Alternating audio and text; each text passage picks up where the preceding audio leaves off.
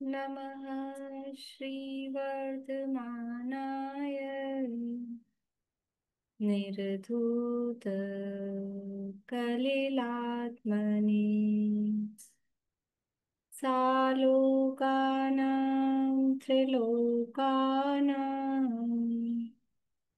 यद्विद्यादर्पणायते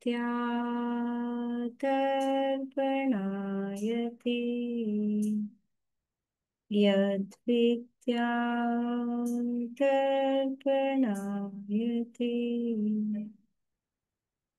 सकल पाप मल प्रक्षालक श्रीवर्धमान को करुण नमन लोकालोक प्रकाशित करने जिनकी विद्या है दर्पण जिनकी विद्या है दर्पण।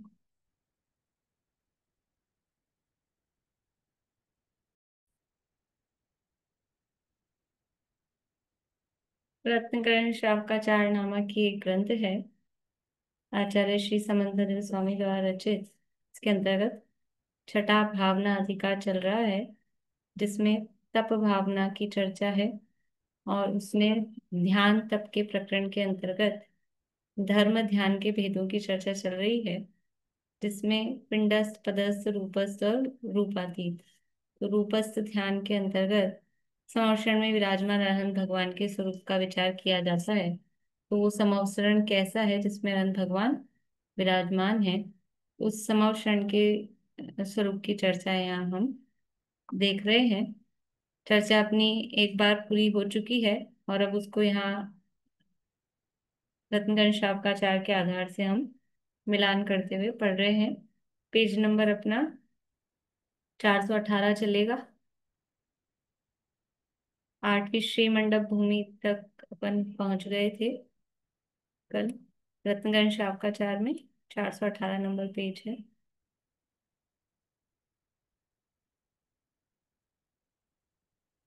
ऊपर से ही पढ़ लेते हैं। उस स्फटिक मणि में कोट से गंधकुटीर की निचली प्रथम पीठ तक लंबी 16 दीवारें आकाश स्फटिक मणि की बनी हुई है, जिनकी कांति बहुत निर्मल है। प्रथम पीठ तल से लगाकर स्फटिक कोट तक बनी 16 दीवारें हैं, जो अपनी स्वच्छता के कारण नेत्रों से दिखाई नहीं देती है। केवल आकाश ही दिखाई देता है। वो पार्टीशन तो है, दीवारें तो हैं, लेकिन स्फटिक मणि की भी मतलब इतना निर्मल स्फटिक मणि है कि वो बिल्कुल ट्रांसपेरेंट दिखाई ही नहीं देता है। केवल आकाश ही दिखाई देता है। हाथ आदि के स्पर्श से ही दीवार ज्ञात होती है, अपनी स्वच्छता के प्रभाव से दिखाई नहीं देती है। निर्मल और समस्त वस्तुओं के बिंब दिखाने वाली वहां की भूमि जिनेन्द्र की ज्ञान विद्या के समान शोभायमान हो रही है। वो जो भूमि है, वो जिनेन्द्र भगवान की ज्ञान विद्या के समान शोभायमान हो रही है। भूमि में और जिनेन्द्र भगवान के ज्ञान में क्या समानता है? भूमि से ज्ञान की क्या तुलना कर रहे हैं? भूमि और ज्ञान बराबरी कर सकते हैं क्या? क्या बराबरी है? बोलिए अर्चना जी। तो जैसे यहाँ वो निर्मलता बताई स्फटिक मणि की, तो इसी तरह उनका भी ज्ञान निर्मल है, प्रत्यक्ष है, बिल्कुल इस तरह बहुत से। बढ़िया। निर्मलता के आधार पे तुलना कर रहे हैं कि भूमि की निर्मलता बता रहे हैं, उसी प्रकार से भगवान का ज्ञान भी निर्मल है। और कोई समानता बता सकते हैं इस निर्मलता के आधार पे? जैसे वो भूमि निर्मल है तो उसमें क्या हो सकता है, वैसा ही ज्ञान में कुछ होता है। देखो, भूमि निर्मल होती है तो हमको प्रतिबिंब दिखाई देता है अपना उसी में।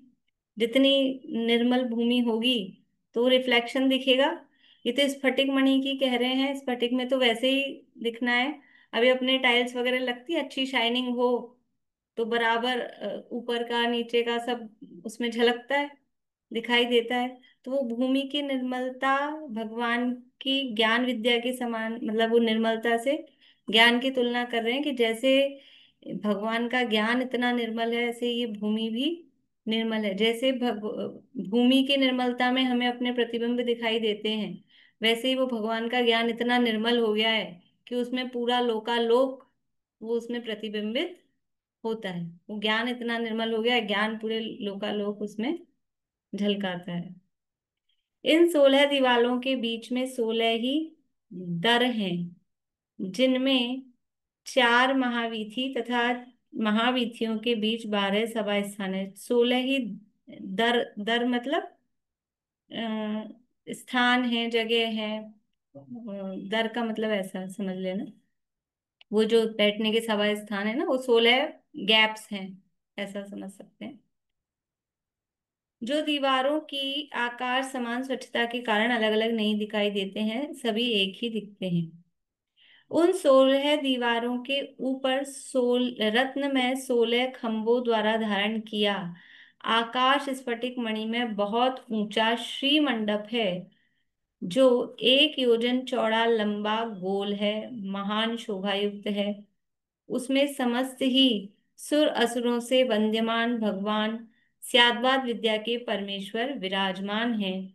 इसलिए इसीलिए यह सच्चा ही श्री मंडप है। अब ये मतलब श्री मंडप भूमि की ही चर्चा चल रही है।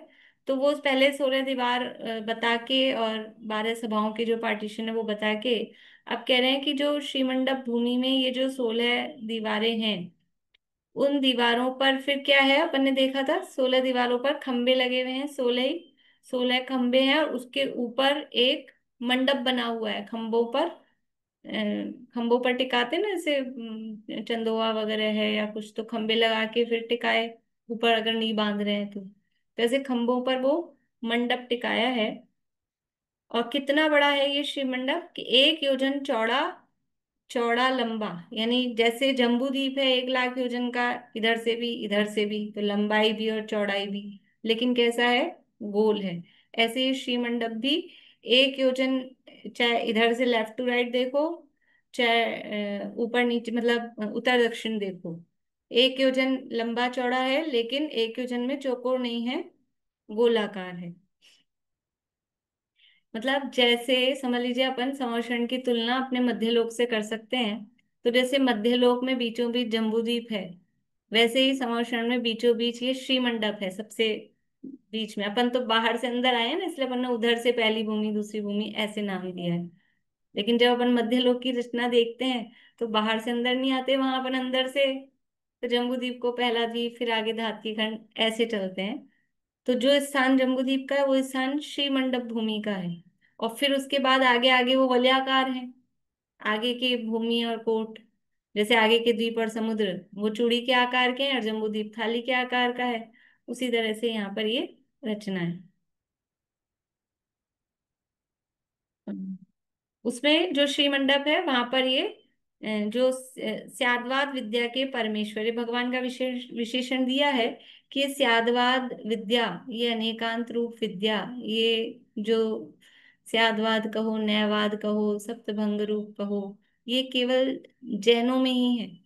और उसके प्रणेता, उसको बताने वाले, वो तीर्थंकर सर्वज्ञ अरहंत परमात्मा है। तो कहा कि स्याद्वाद विद्या के परमेश्वर वो विराजमान है, इसलिए यह सच्चा ही श्री मंडप है। क्यों है ये श्री, असली श्री मंडप? बाहर में दुनिया में तो श्री मंडप कि जहाँ कुछ धन वगैरह आपने ज्यादा यूज किया है, उसको श्री मंडप कहते हैं।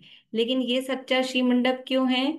क्योंकि यहाँ बाहरी लक्ष्मी भी समझ लो सबसे उत्कृष्ट रूप से यहाँ लगाई गई है या लगी हुई है। और जो अंतरंग लक्ष्मी, जो दुनिया में असली लक्ष्मी है, केवल ज्ञान रूप लक्ष्मी, और उसके धारक जो हैं वो यहाँ विराजमान है। तो दोनों तरह का संयोग यहाँ पर है, इसलिए ये सच्चा श्री मंडप है। यह श्री मंडप आकाश स्फटिक मणि में है, जिसमें से आकाश दिखाई देता है तो मंडप ऊपर से ढका हुआ है, लेकिन फिर भी कैसा है कि वो उसमें से आकाश दिखाई देता है।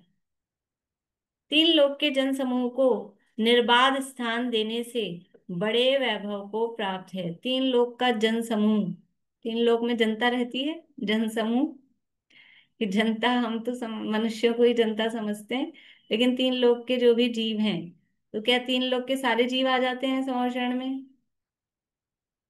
सारे जीव आ जाते हैं क्या? ये सारे तो नहीं आते, एक तो 4 गतियों में से 3 ही गति के आते हैं।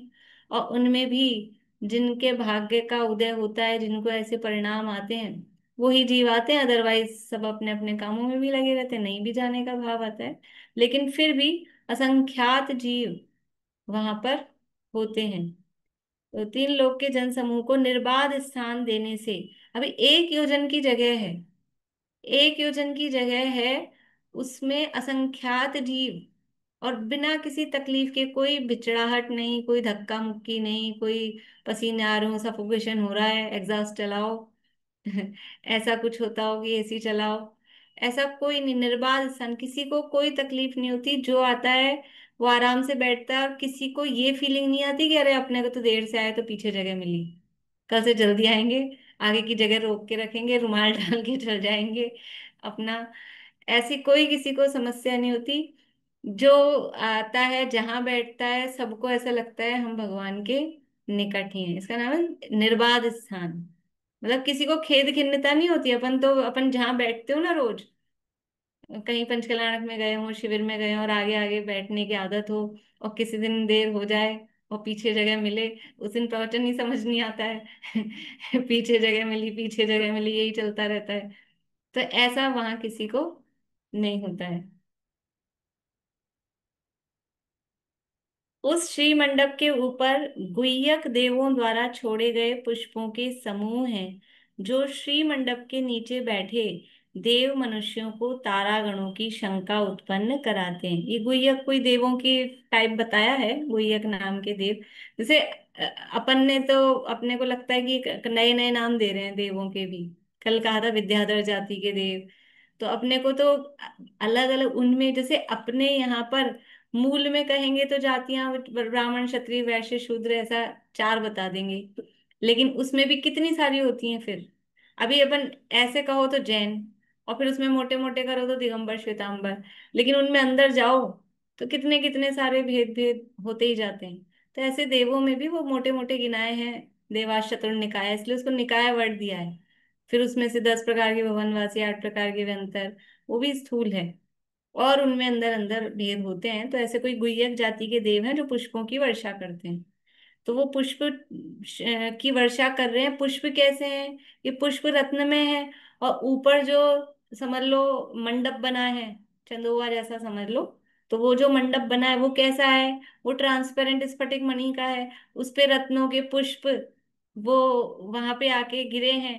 तो वो कैसा लगता है कि अपने को दीवार तो दिख नहीं रही है, तो ऐसे लग रहा है आसमान में तारे वहां पर चमक रहे हैं।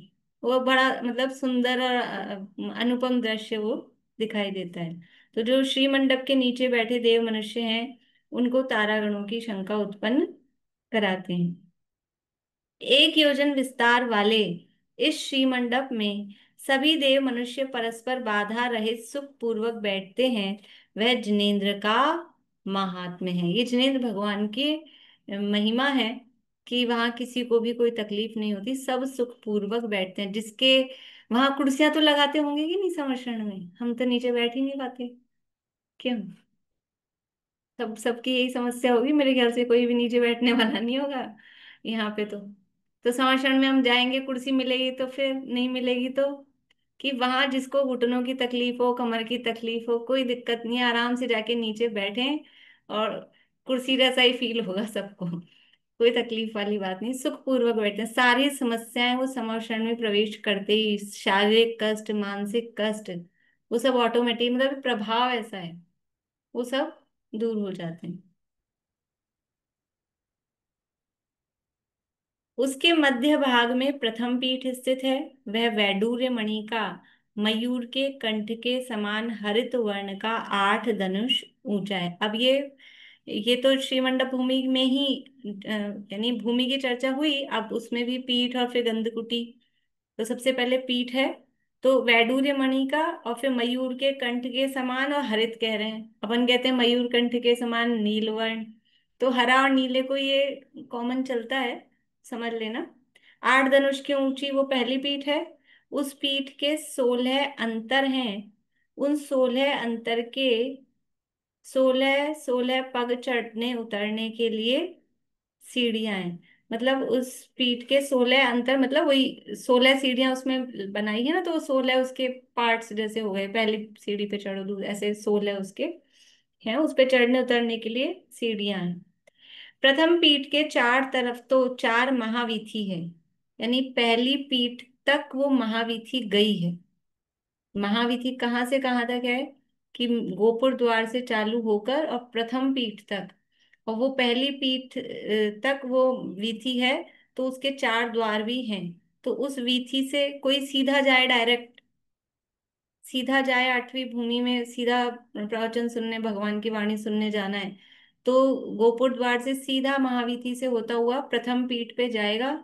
और फिर प्रथम पीठ से जो अपनी उसकी सभा होगी, राइट में लेफ्ट में जिधर भी, फिर पीठ पे चढ़ के ही अपनी, मतलब सभाओं में जाने के लिए इधर अब राइट लेफ्ट में द्वार नहीं है।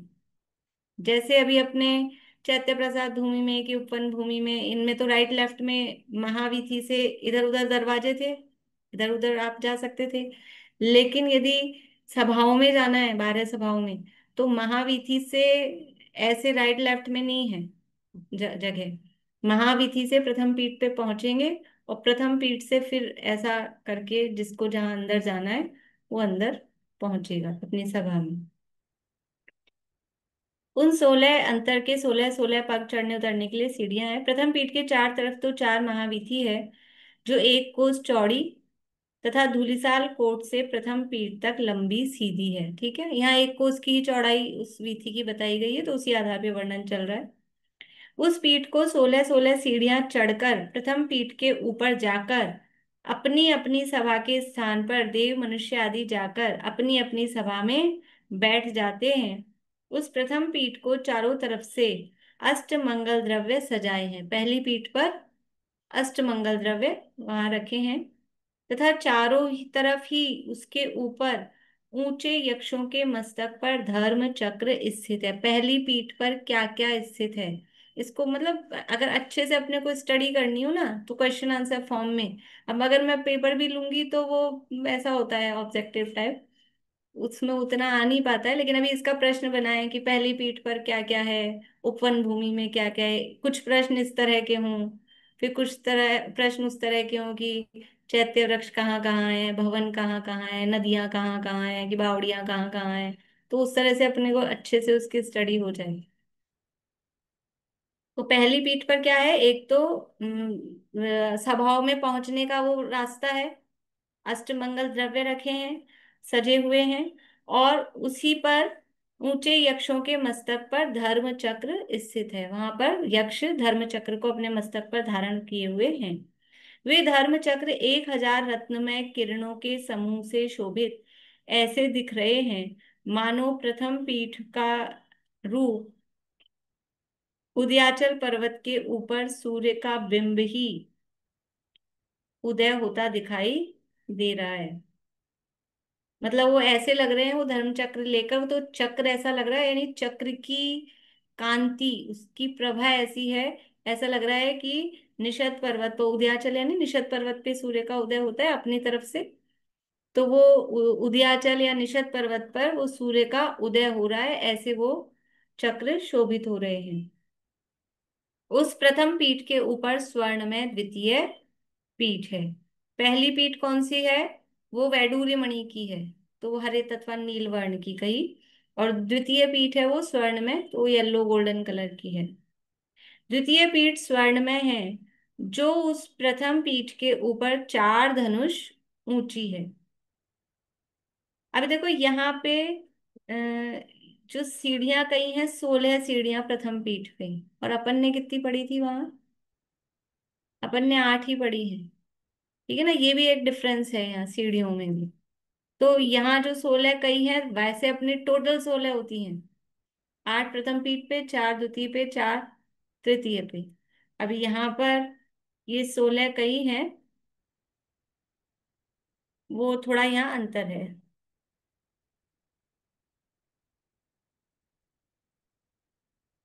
अ, उस प्रथम पीठ के ऊपर चार धनुष ऊंची द्वितीय पीठ है। वह पीठ सूर्य की किरणों के समान अपनी कांति से आकाश को उद्योत रूप कर रही है। उस दूसरी पीठ के ऊपर 8 प्रकार की ध्वजा है, यानी पहली पीठ पर 8 मंगल द्रव्य रखे हैं, फिर दूसरी पीठ पर 8 प्रकार की ध्वजाएं रखी हैं। वे ध्वजा चक्र, हाथी, वृषभ, कमल, वस्त्र, सिंह, गरुड़ और माला ध्वजा है। क्या ये हवा से हिलते हुए वस्त्रों से जैसे पाप रूप धूल को ही उड़ा रही हैं? मतलब ऐसी लग रही हैं, ये क्वेश्चन मार्क दिया है। क्वेश्चन मार्क में भी इस अलंकारिक भाषा में दिया है कि ये क्या, ये जो ध्वजाएं रखी हैं तो क्या ये हिल रही हैं तो हमारी पाप की धूल को उड़ा रही हैं? मतलब ऐसी ही प्रतीत हो रही है कि हमारे पापों का यहाँ पर प्रक्षालन हो रहा है, क्योंकि पाप परिणाम रहे नहीं हैं। संवर्षण में वहां तक पहुंच गए हैं तो शुभ ही परिणाम हो रहे हैं, भक्ति भाव ही आ रहा है, और उसको देख के अद्भुत आश्चर्य भगवान की महिमा हो रही है, तो पाप का परिणाम नहीं है, इसलिए हमारी पाप रूपी धूल को उड़ा रही है। उस द्वितीय पीठ के ऊपर अपने अनेक रत्नों की कांति से अंधकार को दूर करता हुआ सर्व रत्न में 4 धनुष ऊंचा तृतीय पीठ है। तीसरी पीठ है वो सर्व रत्न में है। अपने जो चित्र देखे थे तो उसमें वो नीचे वाला ग्रीन, ऊपर वाला येलो, और फिर वो कलर्ड सा बनाया हुआ है। मानस स्तंभ में सब में ऐसी पीठ देखी अपन ने। इस प्रकार त्रिमेखला में पीठ ऐसा दिखाई देता है मानो भगवान की उपासना के लिए समस्त रत्न में सुमेरु पर्वत ही आ गया है। वो सुमेरु पर्वत जैसी वो पीठ दिखाई देती है। समूह शरण का विस्तार इस प्रकार जानना। अब और जो ये तो रचना बता दी है, वापस से कहाँ कहाँ कितना विस्तार है तो केवल विस्तार विस्तार को यहाँ देख रहे हैं।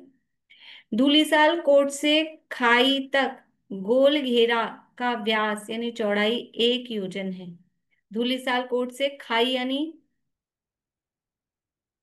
यानी दूसरी जो भूमि है, खाती का भूमि, वहां तक 1 योजन है। ये अपन ने देखा था कि टोटल धूलिसाल कोट, फिर यहाँ पे चैत्य प्रसाद को नहीं गिना, लेकिन एरिया उतना ही है। धूलिसाल कोट, चैत्य प्रसाद भूमि, फिर खातिका भूमि, नहीं बीच में वेदी, और फिर ये अपनी खातिका भूमि, ये सब मिलके 1 योजन में आ रहे हैं, तो वो 1 योजन दिया है। खाई से पुष्पवाड़ी की वेदी तक वलय व्यास यानी चौड़ाई 1 योजन है। पुष्पवाड़ी, पुष्पवाड़ी क्या है? बोलिए रश्मि जी। लता भूमि हुई ना। हाँ, पुष्पवाड़ी है वो तीसरी भूमि, लता भूमि लता थी। भूमि। हाँ, तो ये तीसरी भूमि हो गई। तो दूसरी भूमि से लेकर और पुष्पवाड़ी की वेदी तक, तो उसकी जो वेदी आ रही है उसके बाद वहां तक 1 योजन की चौड़ाई है। यानी पहला कोट, पहली भूमि, और पहली वेदी और दूसरी भूमि, ये सब मिला के 1 योजन में हुए थे। फिर दूसरी भूमि के बाद में एक को वापस से वेदी, दूसरी भूमि के बाद में वेदी, और उसके बाद में ये पुष्प, तीसरी भूमि, ये मिला के 1 योजन। उसके आगे अशोकादि वन भूमि का वलय व्यास 1 योजन है। उसके आगे का कोट और वो भूमि, ये चौथी भूमि हो गई है वन भूमि यानी उपवन भूमि, ये 1 योजन। उसके आगे ध्वजा भूमि का वलय व्यास 1 योजन है। तो आगे ये पांचवी भूमि और उसकी वेदी आएगी अब, है ना, पहले कोट आया था, ये हो गया 1 योजन में। फिर उसके आगे कल्प वृक्षों के वन का वलय व्यास, वो 1 योजन है, यानी ये हो गई अपनी छठी भूमि, कल्प वृक्ष भूमि। उसके आगे प्रासाद पंक्ति का वलय व्यास ½ योजन है। प्रासाद पंक्ति ये क्या चीज है? सातवीं भवन भूमि, है ना, उसको प्रासाद पंक्ति कह रहे हैं। उसका वलय व्यास ½ योजन है। इस प्रकार एक दिशा का वलय व्यास 5.5 योजन हुआ। एक साइड से यदि हम देखेंगे, वलय व्यास समझ में आ रहा है? एक साइड से यदि हम देखेंगे, जैसे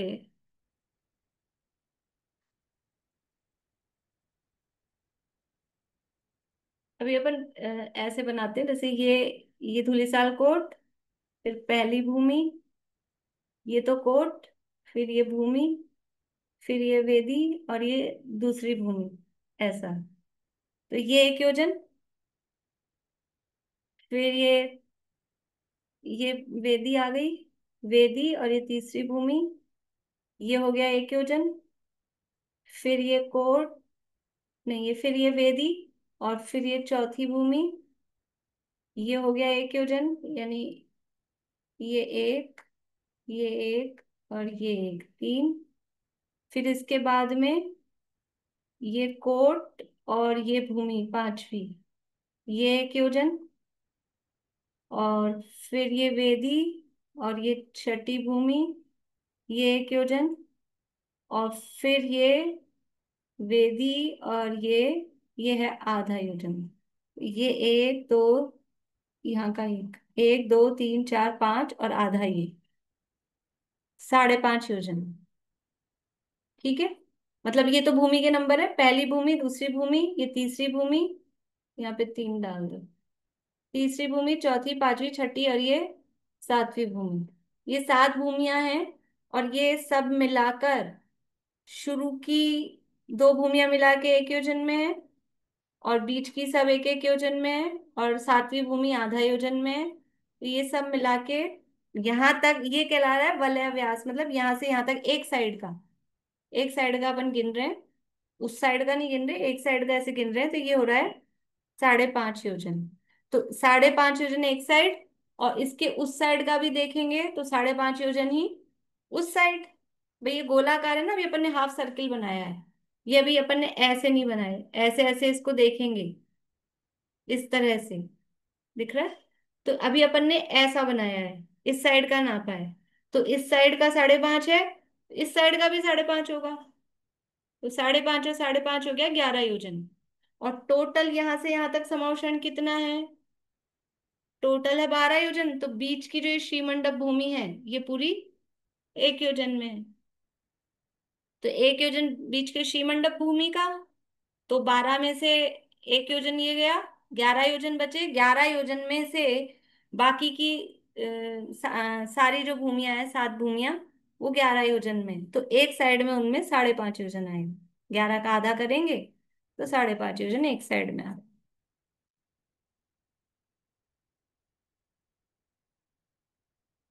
बोलिए। वो आवाज। ठीक ठीक से दिखाई नहीं दिया।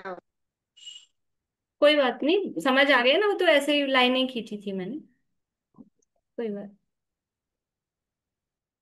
देखिए, तो इस प्रकार से ये 5.5 योजन हुआ। दोनों यानी आमने सामने की दिशाओं का वलय व्यास कुल 11 योजन हुआ। मध्य में तथा आकाश स्फटिक कोट के नीचे श्री मंडप का विस्तार 1 योजन है। इस प्रकार कुल 12 योजन का विस्तार समौषण की भूमि का है। टोटल मिला के 12 योजन का विस्तार वो समौषण की भूमि का हो गया है। आपको एक काम करना है, होमवर्क है, ये तो यहाँ दे दिया।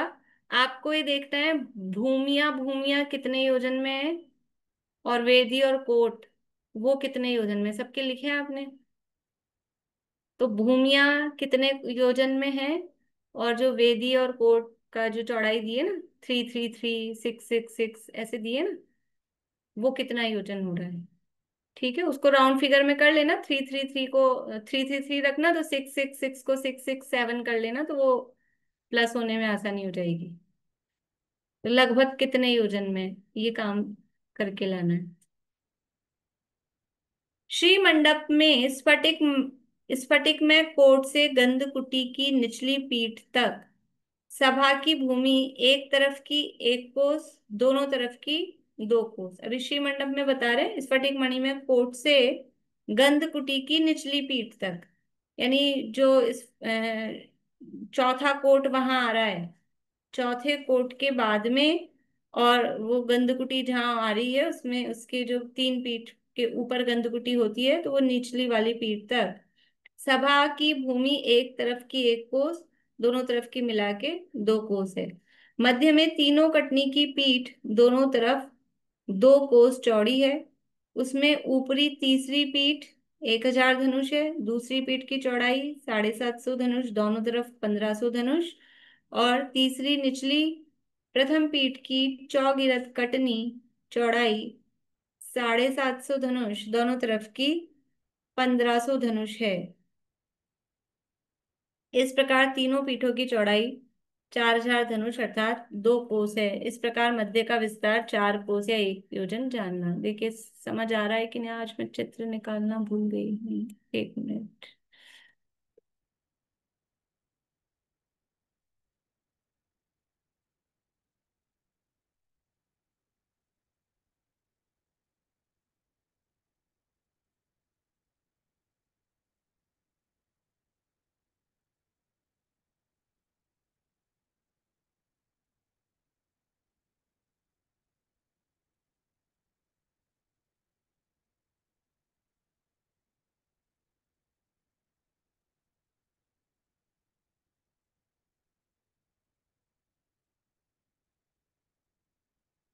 देखिए ये जो बता रहे हैं,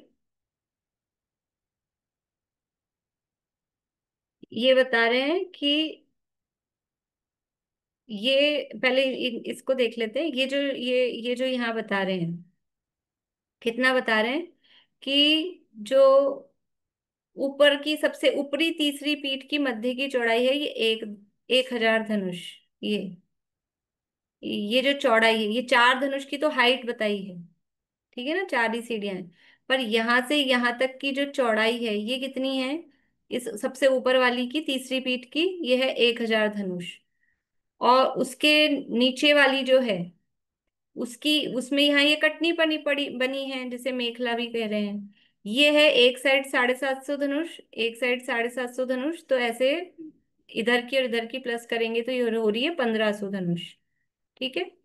इसी तरह तीसरी जो निचली या प्रथम पीठ जिसे अपन कह रहे हैं, इसकी भी जो कटनी है वो एक साइड 750 धनुष, दूसरी साइड भी 750 धनुष, तो दोनों तरफ की स्पेस मिला के देखेंगे तो 1500 धनुष हो रही है। ठीक है, समझ में आई चीज? ठीक है। और ये जो कहा है कि श्री मंडप, पहली लाइन जो इस पैराग्राफ की, श्री मंडप मंडप में स्फटिक मय कोट से गंधकुटी की निचली पीठ तक सभा की भूमि एक तरफ की 1 कोस, दोनों तरफ की 2 कोस है। ये चित्र में देखिए कि ये बीच में है ये गंधकुटी, तो ये जो जगह है ना यहाँ से यहाँ तक, तो एक साइड की 1 कोस और एक साइड की ये जो निचली पीठ से यहाँ जो गैप आ रहा है, तो एक साइड 1 कोस, दूसरी साइड 1 कोस, ऐसा करके ये 2 कोस का यहाँ पर चौड़ाई इसमें दी है।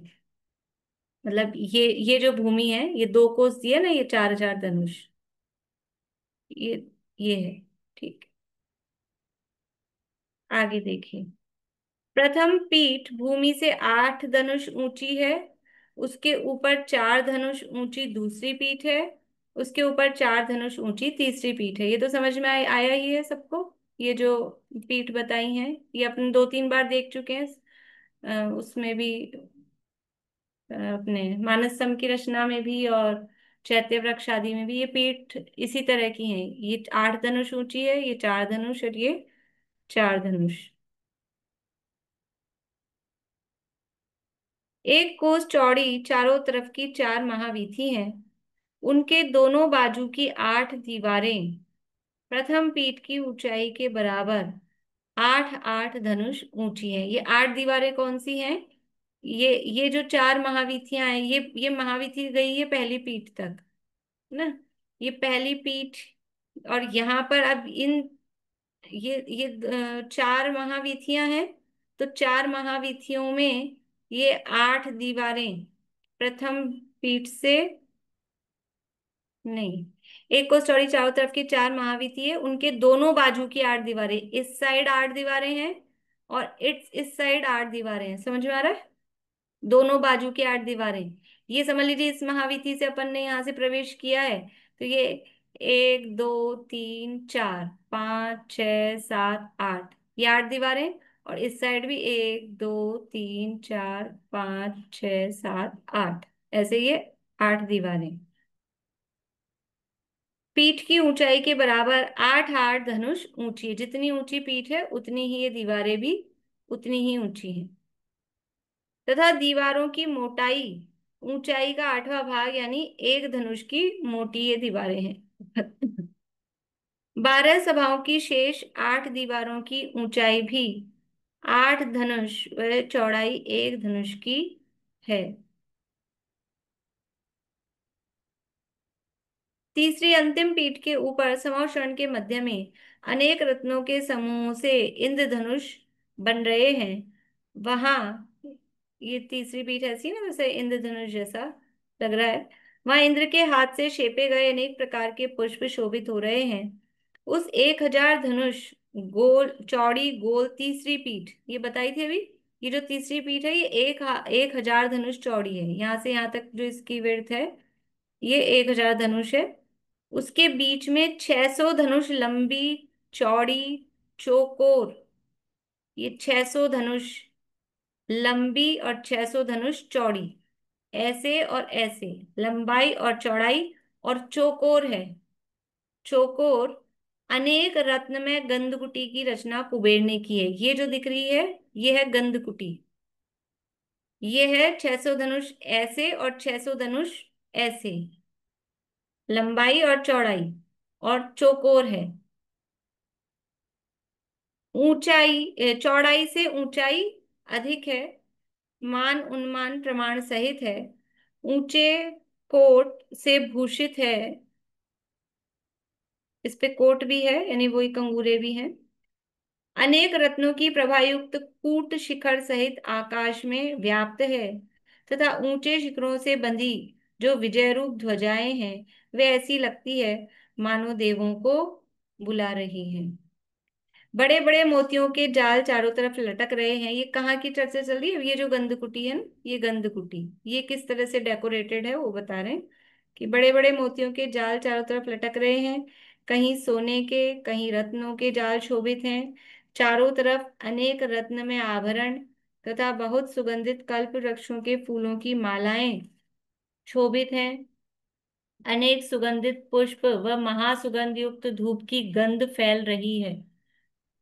परंतु उन सबसे अधिक जिनेंद्र के शरीर की सुगंध से सभी दिशाएं सुगंधित हो रही हैं, इसीलिए इसे गंधकुटी कहते हैं।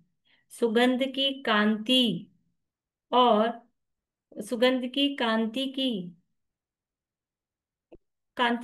की 2 बार है, एक ही बार होना चाहिए। सुगंध की 2 बार है।